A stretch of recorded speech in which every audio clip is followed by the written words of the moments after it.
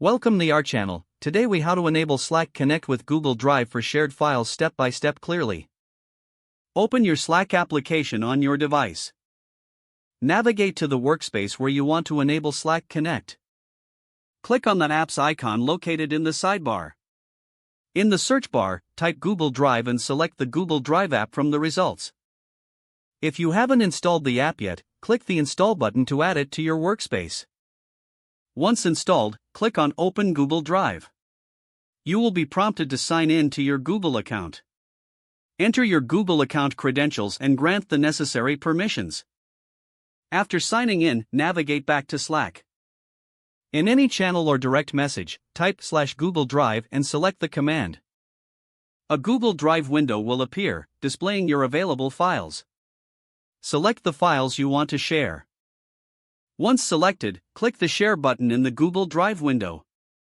Choose the Slack channels or individual users you want to share the files with.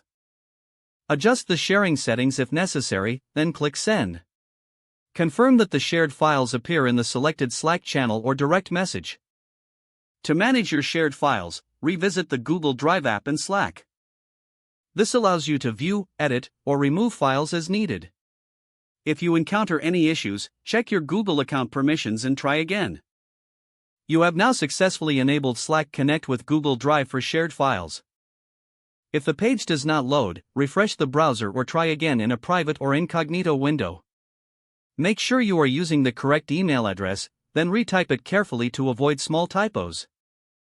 If your password is not accepted, use the reset option and create a new strong password you can remember. Check your spam folder for verification or security emails, then complete any requested confirmation steps.